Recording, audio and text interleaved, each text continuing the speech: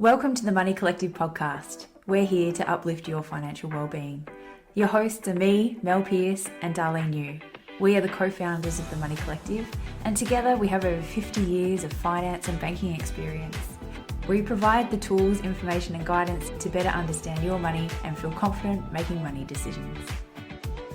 Hi, I'm Darlene and this is Mel, and we are here for a new episode of our Uplift Your Financial Wellbeing podcast. We always start with a truth, so I'm going to go first. And my truth today is big, and I'm still working through it. I'm going to let you know. So my son is 25 years old and he got engaged. Yay! Oh my gosh, I don't know what the correct response is there. Mel has had to live with me for the last few weeks working through this. I didn't react the way I would think, and that has really challenged me. And now I'm this far in, I am loving the challenge that it is putting on me, because it's helping me really grow and dig deep. Now, in relation to money, it comes down to like what we think that it's a bit about controlling situations, right? And I'm always a big believer, people should be able to live their own life, do what they want to do. And this has been a reality check for me that I'm actually not walking my walk. And that has been very traumatizing. But what it's helping me let go of me saying, working through this. What you're saying here. Right? Because we have a thought. So maybe I'll step back a little bit. So my son is in university. He's in his last year. So he's only got, a semester to go, and he's not working. And so this is very stereotype, behavior, which I do not like. Of you? Yes, I do not like of me. So the way I've felt about that, right? So he's not working. He's not working, not earning an income, and his partner does some work. And but your belief that they're not in a position to get married? Well, I don't believe there's so many elements to this. I don't believe in marriage. And I know that's a really strange thing for me to say, seeing as I've been married since I was 19 and I'm 55. How many years is that? I don't track it very well. Sorry, 30-something. Because I don't hold that as an honour. So there's lots of elements and trigger points for this. So there's the money thing. There's my belief around this. And, I love commitment. Commitment's great. And then there is actually a thing that you've got a human being that's, In love? Getting married. And we've talked about ageism on this podcast before. So, that step in an ageist. That step in life, that it happens. Like, if you track your life journey, your children, some people might be really happy with that, children getting married, getting independent, doing their own thing, Yes. They don't really have, not that they talk too much about their clear plan, but does that matter? Why do I even need to know? Yes. It's all those thoughts have been running through around in my head. Because you haven't been controlling him, or you didn't care about his outcomes. And this has come up and you're like, you hang on a minute. You are not doing any of the things that I think that you should be doing right now. Right. And this is not tracking to what makes sense to me in my brain and what I think you should be doing. And how I've reacted. And that has been such an emotional reaction versus it's and you didn't even know it was there. Did not. So it's a subconscious thing that was lying dormant, but ever present. Yep. And that he probably knew in some ways, and he probably couldn't talk about it with me because of that's right. We know these things. Yes. We know somebody's like a little bit of a racist. Yeah. If you right? Do you know for No, I do know what and you're you'd talking be like, about. Mum's a little bit off about something, or Mum really cares about what my outcomes are, or how I go about my life. Right. Yeah. And how we don't have control over it. But how we shouldn't have control over But it. the awesome thing is that it's reared its head and you're going, this is my next challenge. Yeah. Like if he hadn't have gone and proposed and got engaged, Yeah. you wouldn't have been triggered in this way that it just came out. I wouldn't have. Because I would have gone along obliviously, thinking about, I'm all it is good. the greatest thing. It really is. It really is the greatest thing. It really is. I'm like, I wonder how many times, I reckon we're all walking through life doing this in some way. So many unconscious things that we do or think or believe or... So the message I've got is really challenge yourself on that. And I've had so many great conversations and friends and, that... and just my own time and thinking and really challenging myself, because also we've been on really just this about kids, right? And kids and, how we want them to, we talk about kids and money, for example, and how we want them to live their lives and how we, teach them skills or whatnot. And if I think about my daughter who's 15, I think our relationship is better than it's been probably ever, because I think I'm parenting differently. Yeah. And that's rather than being directional, you can, you can't, no, yes, blah, blah, blah, blah. It's actually letting them make their decisions. They're human beings. It's their life to live, not mine. And yes, I'm here and supportive and, I want to be your cheering person, not, you got to do it my way or my beliefs or my values. Yeah, and success looks like this. Right. You're a winner and I've been a good parent if you've done this. Right. And you finish that degree, you go get a good job, and then you go and get married. That's right. I think it's not really, and I do or not see ever this. Get married. Or not ever get married. I do think this is for me, it wasn't a reflection of me. Maybe I could be challenged on that. I don't think it's like, oh, what are people going to say? Or I don't have any of that. I don't care less. It's not that at all. It's, that aspect of their own well-being and what your view of or my view of well-being is. And are you really being, are you going to be happy? It's trying to control happiness, actually. Like, are you going to be happy, Yes. But he's trying to share the happiest moment probably. And I'm for a very long time. I'm down. Yeah. I don't want to Let do me that. make this not happy for you for a little bit. Which is so rubbish. Yeah. Yeah. So, so because we can't control things. That's right. And we might say things, so really challenge that underlying why. We might say things, oh, you don't have enough money, where you're going to live, how are you going to do that? But do you know what?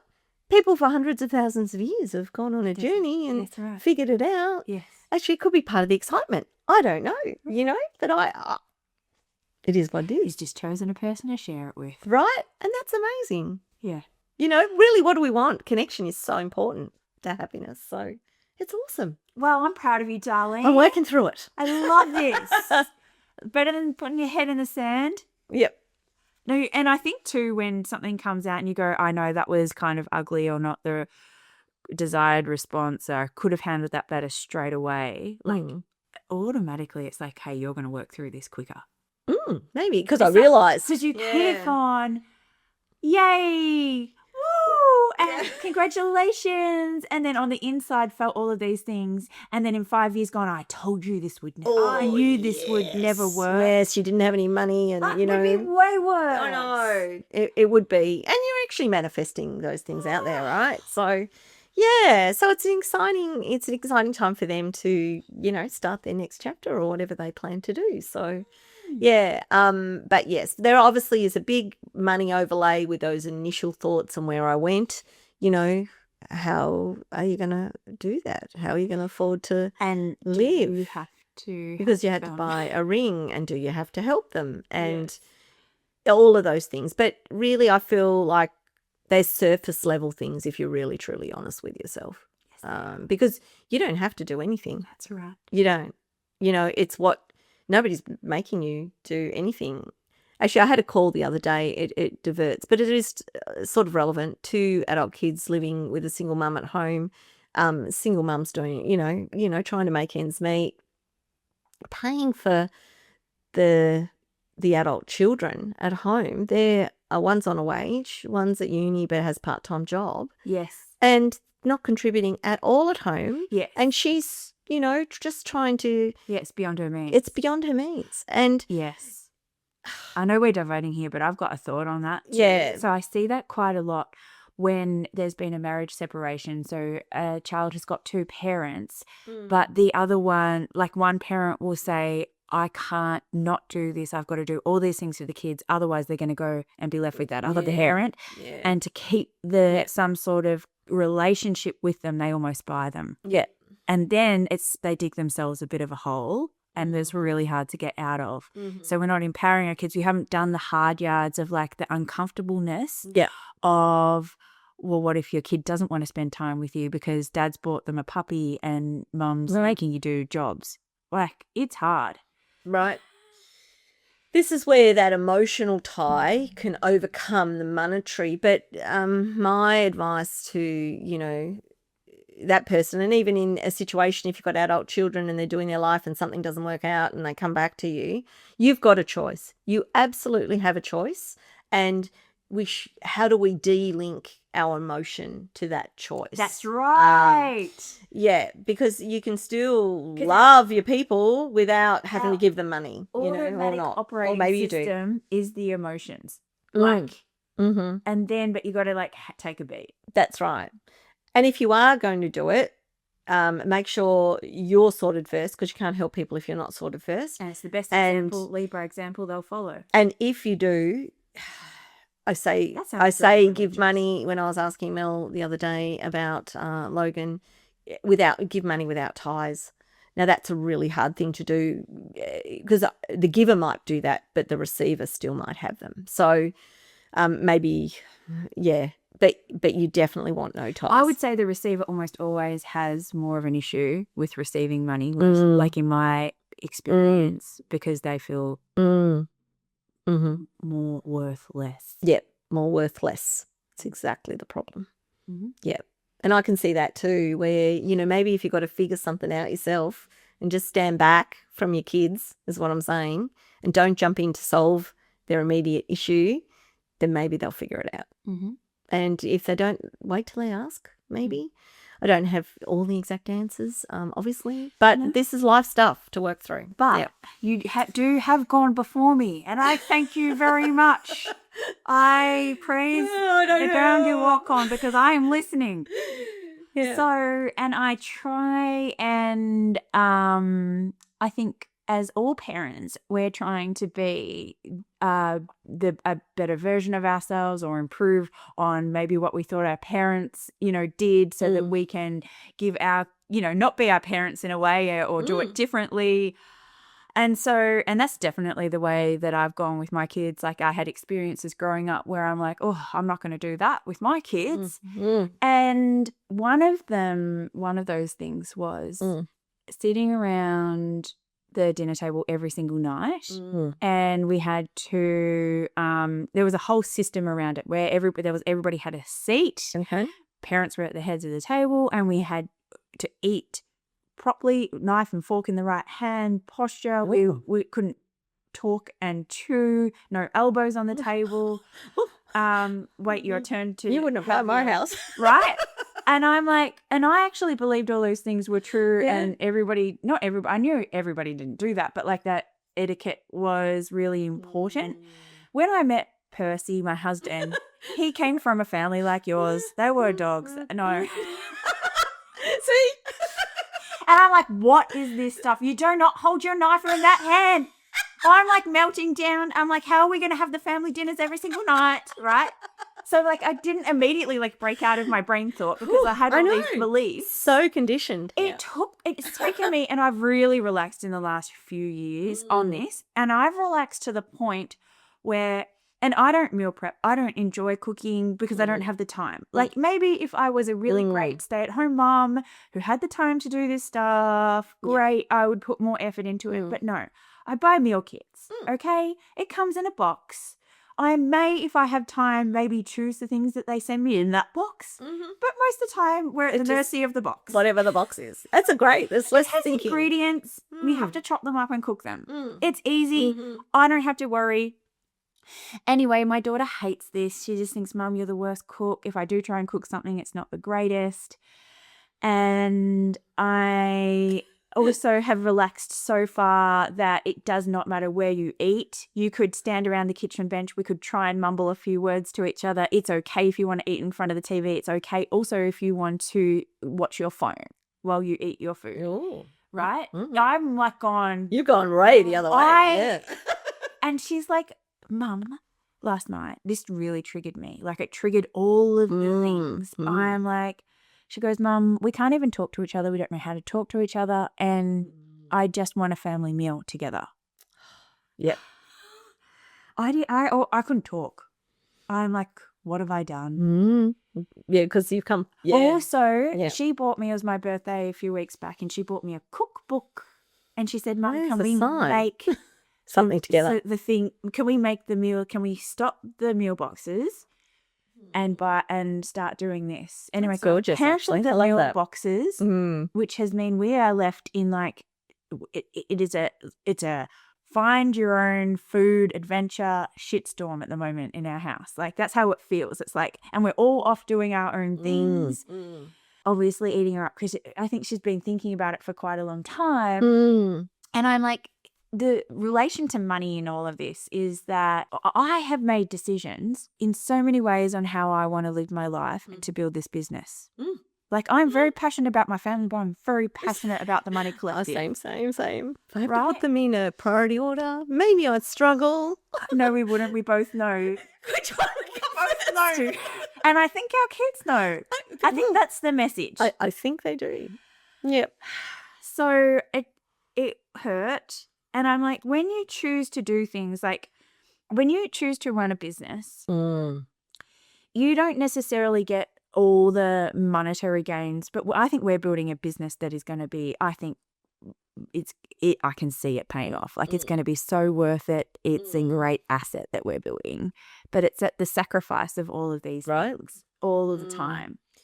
But you can't just drop it and go because it's this long-term thing, you know, but how do you keep reconnecting in and being a good mum, right, or listening, or a good person, and with the humans that you want to, you love. Yeah, it is a balancing act. And then I'm thinking, what am I doing it for, and who am I doing it for? Right, all the time. So it's a good reality check. I'm still like you. I'm processing. I haven't come out the other side of this thing yet. But it's yeah. Just I do think even some of the little things, and there's things that we do, over time that work and whatnot. Because that really resonates with me. We are really, really busy at TMC at the moment, so every work, and my husband Dennis isn't working at the moment, so that's definitely helpful in a day-to-day and practical sense, because I can spend every working not every daylight hour, not even daylight, nighttime as well, every awaking the hours I'm awake, I'm working on TMC at the moment. I made a decision very early on that I don't want to apologize for that. I want to own it, and I do, because I love you've got to have your own brand maybe, or, you need to be an individual as well as being part of a family. So in my belief system. So I really like that, but I do get those checks as well. And then when I'm too far the other way, and then it's like, okay, no, coming in. So my daughter, I can really relate to this, comes in every night, and even last night, my son, they all do. Mum, tea's on the table. Oh, they've cooked it for you? They do it all the time. And they're still waiting. Everyone's looking at me going, Mum, what's for dinner? Oh, no. So my family all cook, which is lovely. Come on. But they want me to sit and eat with them, which That's so nice. We always, and again, some of the things you said. So some traditions can be good and not controlling. Like we always, and it wasn't even consciously that we all sit down and eat together. So when that doesn't happen, say I've got a night appointment or something, that is, so some nights might be where we don't, but sometimes they'll wait, or they love that sitting down together. I just can't break this because I need my family to do that for me, and it's but they're all adults. Yeah, I mean, I don't love a roster system. I don't even have that. So, yeah, it is a thing that Lily doesn't really pitch in. She's just, what's for dinner? Let's sit and eat. Yes. But definitely Dennis cooks, Logan and Sophie cook. I have not cooked. I cannot remember. Yes. Since definitely the last 6 weeks. And I don't that's reckon why I've those cooked at meal all. boxes worked. Like for me, I'm like, they are like, I can open the fridge. I know that I can walk in and there's something that we can eat. Yeah. And when is a meal being prepared, at least it gives us that opportunity to, dinner's ready. How's your day? Yeah. It reminds me of those. I'm in free fall currently Yeah. with no boxes. So maybe it's just one little Everyone thing. seems happy about it because they want different or more varied food or whatever. Yeah, they're sick of, they don't want. That's right. Maybe it's just they're thinking it's the food. Yeah. And that if it's the not food it's not the food, but the food brings you together. It's like one thing that we can sit and just be present together for something, and a meal can be that, I reckon. Can I just say one last thing to bring this all a little bit money-ish, right? So we choose to live our life like this and have our business because we're trying to create something that really is amazing. Other people, this is how I see it. I could have chosen, I could tap out of this and go get a job. Yep. And then my brain power isn't like, if I had a job that I could just go home and do, there is so much more free space and my energy available for my family. Right. And I haven't prioritized that. And I still don't want to. Yep. I think I can work it out. You'll balance it out some other way. But it's like, I think we do that. Like, it's like, what do we really want and what are we prepared to do? Such a big and it's a thing to different understand answer for that. Everybody. And don't feel like it's being done to you. That is the risk, depending on your financial position, that you feel like you've just got to work more and more and more, and then you're actually taking more and more time away from those things that matter. So time is your biggest commodity. And I've always just kept trying to balance it out. But those, I do think for us, meals are a good time to connect. And I do try and give some time on the weekend occasionally. Yeah. Yeah. But anyway, there's a lot in that. There you go. We just that was long, wasn't it? Thank you for listening, everybody. We hope, thank you for you get something out of that. Balance is important, and try and find ways to keep connected. Yeah. All right. So today we want to talk about a common question that we get asked all the time is I want to start investing. Or it might be the other really common one that I get is I've got a home loan. Should I put my money into the home loan or should I invest the money? Yeah. That's really, really popular. Yeah. So we wanted to talk a bit about, that today. Or I'm having had this one come up a few times even this week, is I paid off the home loan. Or there's some people, I spoke to somebody actually, or even a couple like that were so planned out. It's like, this is how I'm going to do it. I'm going to have the home loan paid off in like 8 years. And then what's my plan for after 8 years? I'm like, what a legend. Yeah. Like, hello, this is what we're talking about when we're talking about planning. These things life throws you curveballs. You don't know how the plan's going to turn out. Yep. But like, if you have a plan, you're going to be on your way to somewhere. Yep. So I love that. And I just think, because some people don't even think like this. Some people aren't interested at all in, well, some people see it as growing wealth. Yes. And it is growing our wealth, our money, I suppose. But the reasons, I think if we can connect that to building our bigger financial resilience is what we really call it. So financial resilience is all around having choice, being able to pull some triggers, being okay if something not great happened in life. Because if we have resources to pull on, it gives us more choices on how we can react to things. And that could be things like the way we live our life, like our actual lifestyle, or if, like I said, if something bad happened, or timing of being able to tune down work if you wanted to at a certain stage. Look, I think the first question that I always ask is, it's your why question. It's always that. What, you say you want to start investing, or why? Why does that matter? It could be that I feel not safe It could be that I want choice in my life when I retire. It could be, I don't know, a million things. What about, like, I've got a corporate job, I'm on the money, I want to make it work for me. I don't want to waste. I think a lot of people are like that. Like, if I'm doing the job, maybe I don't love the job, but I'm going to make it work for me. I'm doing this job and I'm going to chase my career, and I'm going to make sure that we have a house, it's paid off, and then we're going to do X, Y, Z. Yep, definitely. But understanding the why you're doing it, not just the thing, brings me back to a call I had this week where it was that question of should I pay more of the home loan or put more into superannuation, for example. And it was about why that matters. And how did you want to live your life? So ask that question too. These people were in their 40s, so they've got young children. So you can put all your money into the future, but do you want exactly what we're talking about before around balance? How much time do you want to enjoy your children as well? So it's really trying to understand the trade-offs, but also rather than asking what to invest in to get the most, like how much do you need? How much? Like, and why? Why is that? Why is that your number? So this person said $2 million, and I said, okay, why $2 million? How did you come up to that number?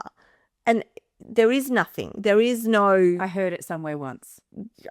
I don't. It's just it's just plucked out of thin air. Plucked out.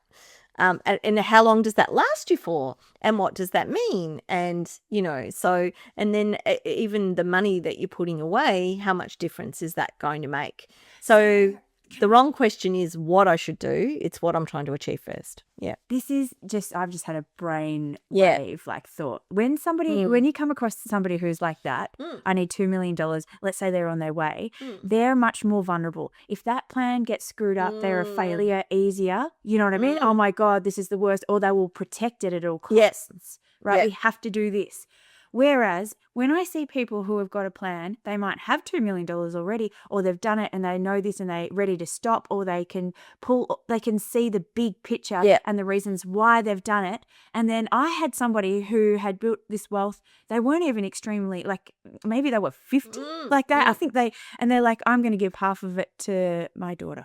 And I'm like, don't you need that for retirement? No. And then she could tell me her whole strategy on how she had it all planned. And it didn't matter that she had half the amount all of a sudden because she knew she was going to be okay.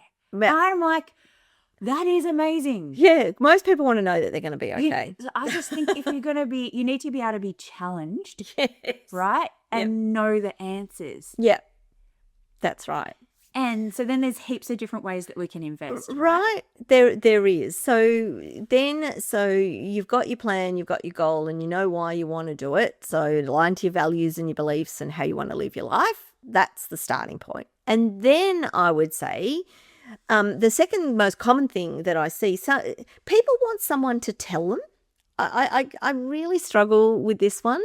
Are you saying that you want to go somewhere and you're like, hey, Mr. Developer, buying this thing and here's the strategy, and I do not. Shown you an awesome spreadsheet. I am not that person. You will need to explain to me why that's a good idea in a million different ways so I can make my own decision. Yeah.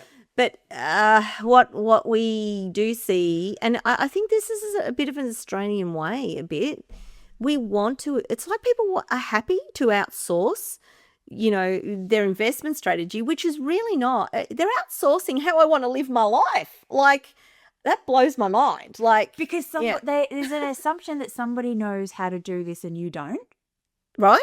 That somebody knows this perfect, the code, the key, they've got the little pathway, and that if you do what they say, it'll happen. Yeah. If they don't understand you, firstly, how can they even do that? Because they don't understand what's important to you. I can say most people who are trying to sell you something like that are going to be making more money off you than you will probably make off the investment. Yeah, I agree, right? So I want so from a financial well-being sense, we talk a lot about financial education, right?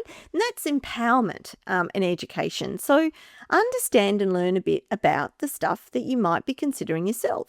So, gosh, internet is at our fingertips. You can do all AI now. Oh my gosh, you could use an AI tool. You can really do some own research and look at lots of different ideas about what you could invest in. Yep. And then you can start to explore those further and what that would mean for you. Maybe even just start with starting to invest on the Money Smart website. It has some really good ideas. But, some of the key things they have, is about diversification. I've certainly lived my thoughts in life about not having I call it not all my eggs in one basket, but, really think about what's out there, how it works, it's going to take some work. But I have this belief, anything that's good takes some work and some understanding. Also, I think if you know how it works, you're more likely to really commit to it. I reckon that is very true. And if you don't know exactly how it works and it goes tits up a little bit, you're happy to blame someone else. Or pull out. Oh, that all sounded bad, but but that's it. That's some editing. But that is true.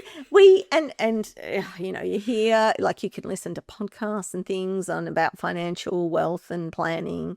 And, one of the things is human nature wants to pull out when things are going bad, right? Going back to the terms, versus actually that's when you're going to realize your loss, right? But that takes a lot of courage and understanding of your numbers and emotions start versus your numbers, and then you're protecting it. It's like, but oh my God, my $2 million. Instead of going, hang on, markets do this. That's right. This is how it works. Also, so you know how you were saying about AI and researching. Also, products are much better now at disclosing. Like time in market, if you were to look at a financial product online, it'll say this needs 7 to 9 years.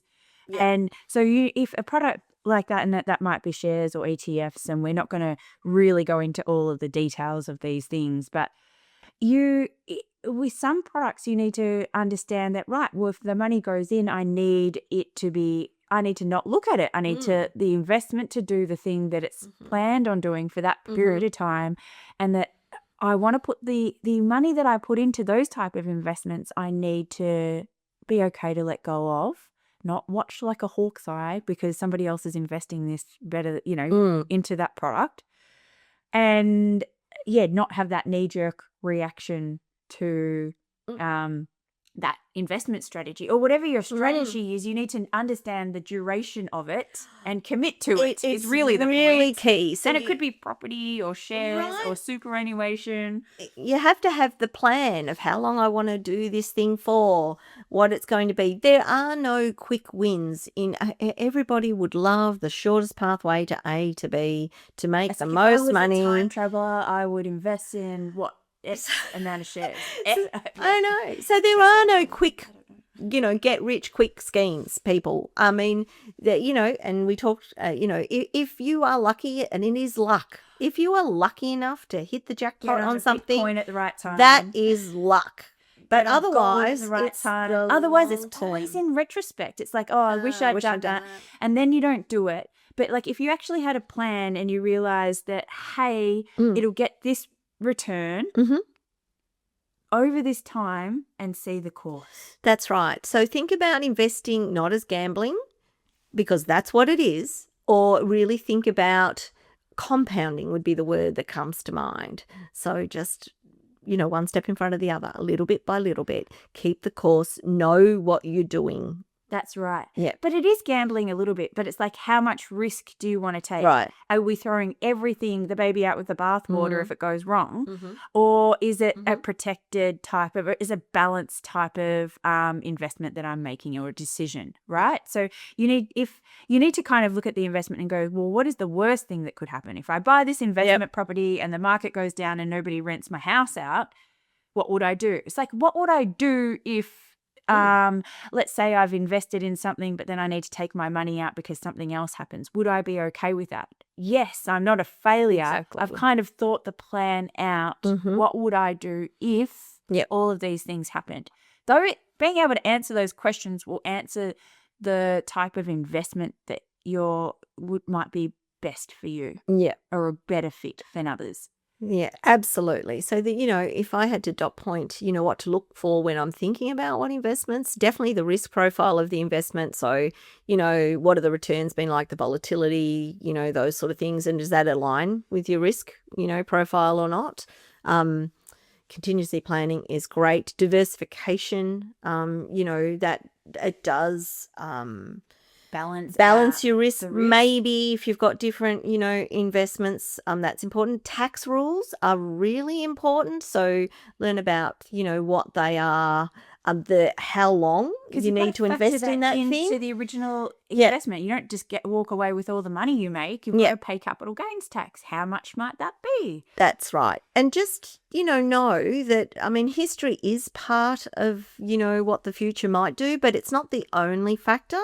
So nobody has a crystal ball.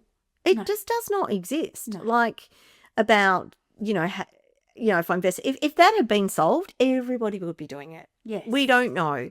So, you've got to be empowered to, understand and make your own choices. Part of that is financial education for yourself. Part of that is then engaging experts to understand and learn more. But you want to be in charge of the decision you make, not outsourcing it to somebody else. That's my advice. And when we say that, we mean that in combination with your partner, if you have. Oh, yeah. Which brings us on to the last topic of today is it's all about being on the same page and our money with our partner. And in particular, we wanted to talk about coercive control. Yeah, so this is our, like TMC's philosophy first of all, we would say being able to identify it. So what is that? Yes. And this matter came up not long ago. We have one philosophy is bank account structure and visibility of your complete money. So if you're somebody in a partnership or a relationship and you don't have complete view of all the money coming into the household and where it gets distributed, it doesn't mean you can't have single or joint accounts. That can still happen, but you're doing it eyes wide open. That is one of, our philosophies around doing that. But we were challenged on that because what if you're in a situation of coercive control?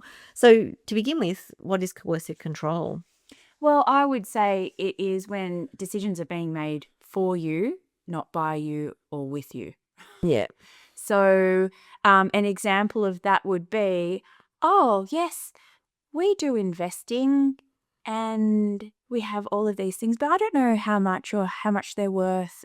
I'm having a very feminine voice here when I'm being very sexist. And I don't know how it works or how much we have. My husband looks after that. That would be coercive control, in my opinion, because somebody has done things to you and your money has been used to invest in something that you don't know how it works or what it is or why. Yep. So the thing is, you could have openly signed up to that, or were you encouraged to sign up for that? So yes. if you've openly signed, and I see this quite a lot where people have just signed, you might have signed your house for, some sort of investment or, other types of investments that you've just signed up to, but you have no idea how they work. So first of all, I guess that's your responsibility to know, but you might feel like you're forced into that. If, that could be a type of coercive control. Yes. And so it's a little bit like a rolling stone, though. And it just keeps getting momentum and it's hard to back out of this. It just keeps on rolling on, and then oh my gosh, one day usually things happen. But the main problem with this, and where I usually see, where we see it happening, is when there is an inequality in the income being earned. Yeah. And then you may give your rights over to somebody else who's earning more money, or if you've stayed at home caring for children, and then you're like, I don't have a say over how we spend our money. He's the money person, he's earning it, so I can't say. I'm being very sexist again and very gender specific in role playing. It can be the other way, but predominantly we do see it because that's how our society works. In general, women are the caregivers and do take that time off work and go into more of the caregiving roles in our society, which are lower paid.